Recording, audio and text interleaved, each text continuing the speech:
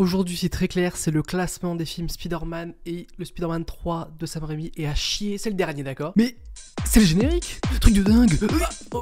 Le mois dernier, tous les Spider-Man sont repassés au cinéma. J'en ai fait une vidéo pour chaque saga, trilogie. Voilà, vous pouvez la retrouver. Je sais plus quel côté à chaque. Maintenant, comme je l'avais dit, je vais faire un classement des films Spider-Man tout simplement. On va passer du dernier jusqu'au premier. Normalement, il y aura un timecode. Voilà, vous pouvez aller directement au premier si ça vous plaît. Voilà. Au niveau de ce que je vais dire sur le film, ça sera vite fait. Vraiment, c'est un court résumé de tout le film. Parce que j'en ai fait des vidéos dédiées quand même qui durent entre 20 et 40 minutes. Donc si vous trouvez que « Oh non, mais je suis pas d'accord avec toi sur ce film », allez voir ma vidéo, vous allez peut-être comprendre.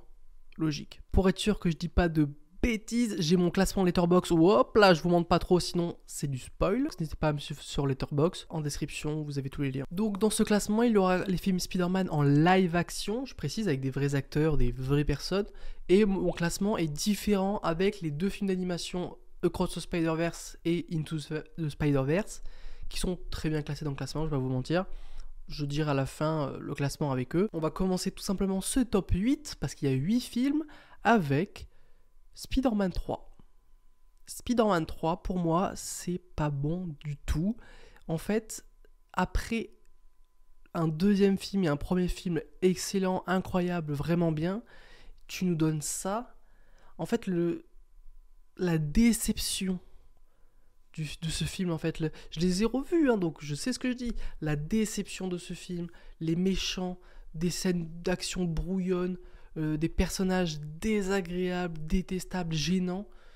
Non, ce film, quand je l'ai revu, ça m'a fait plus de mal que de bien, et c'était dommage. Et donc, en 8, c'est vraiment Spider-Man 3. Numéro 7, et franchement, numéro 7 et numéro 8, ça peut interchanger, parce qu'il est trop nul aussi, c'est Amazing 1. Voilà, Spider-Man Amazing 1, avec le lézard trop moche. Il y a rien, en fait le lézard est trop moche, l'histoire est nulle, il y a que Gwen qui est bien, le costume est catastrophique, Andrew Garfield est bien comme acteur, parce que c'est un bon acteur tout simplement, mais tout le reste est pas bon.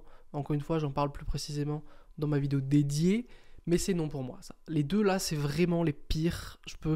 On peut les changer si vous voulez. Vous pouvez mettre Amazing 1 en dernier si vous voulez. Vous pouvez mettre le 3 en avant-dernier, mais pas plus haut. Les deux, c'est sûr et certain. Ça ne change pas du tout. Numéro 6, on commence avec le pire du MCU pour moi. C'est Far From Home.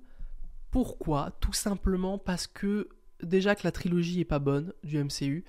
Pour plein de raisons. Et la plus grosse, c'est... Ce n'est pas Spider-Man, voilà, j'en parle de ma vidéo encore une fois, mais ce n'est pas Spider-Man, il n'a aucune aura Spider-Manesque dans ses films. Et bien celui-là c'est le pire parce qu'on part en Europe pour du Spider-Man, il n'y a aucune voltige encore une fois, il y a plus de bus, ça c'est, je l'ai dit dans ma vidéo, mais il y a plus de bus que de voltige dans un film Spider-Man et rien que pour ça, ça mérite qu'on lui lance des tomates. Voilà, donc non. Oh, avant de passer au top 5, abonne-toi, on est bientôt à la moitié de l'objectif, mais c'est incroyable, à chaque fois que tu t'abonnes, je mets un trait sur le tableau. L'idée c'est de remplir le tableau, ok? Mets un petit pouce bleu et mets-moi en commentaire ton top 8. Pourquoi t'aimes mon top 8? Pourquoi tu détestes mon top 8? N'hésite pas, ça m'intéresse vraiment. Maintenant, numéro 5, on rentre dans le top 5, c'est ouf. Eh ben non, parce que c'est un top 8, donc c'est pas dingue. En top 5, je mets No Way Home.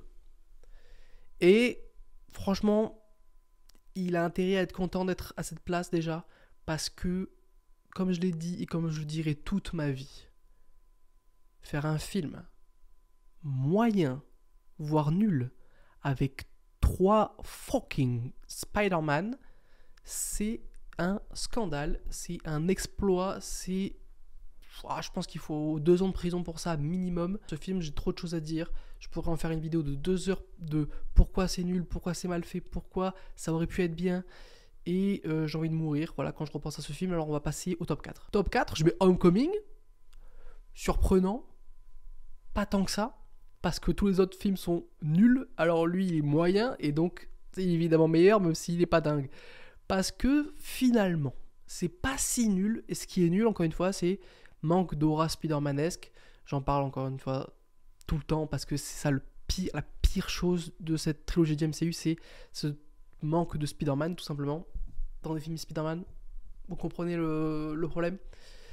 Mais si on oublie le fait qu'il n'y a pas de Spider-Man dans le film, c'est pas si mauvais, le méchant est trop cool et ça joue énormément. J'ai beaucoup aimé le vautour, j'ai beaucoup aimé évidemment l'acteur, Michael Keaton. Mais sinon, le film est franchement ok, voire bien. Franchement, tu mets ce film-là avec de la voltige, sans Tony Stark peut-être, et il serait mais très très très bien le film. Donc franchement, ouais, top 4. En top 3, franchement, c'est assez surprenant.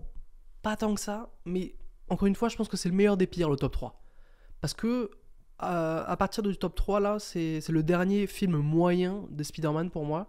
Et les deux autres sont vraiment bien. Mais là, c'est le meilleur des pires, j'ai envie de dire. C'est Amazing 2. Voilà, pour le top 3. On rend sur le podium, tout ça, le médaille de bronze. Il y a quand même des bons trucs dans ce film. Voilà, je vais essayer de parler positif, même si on est dans le top 3 et même si j'ai énormément de choses négatives à dire sur ce film. Le costume déjà est beaucoup mieux.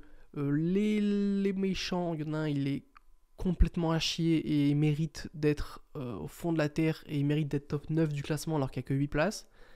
Mais l'autre Electro est pas si mal, il est pas dingue, il est pas si mal. Mais surtout, il y a des scènes et ce top 3 est mérité grâce à Gwen, tout simplement.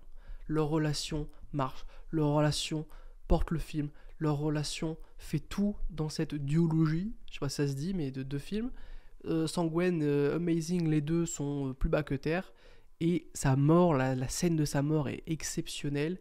Et c'est pour ça qu'il y a c'est top 3, parce que sinon ça serait nul. Mais grâce à Gwen, c'est bien. Voilà. En top 2, Spider-Man 1, tout simplement.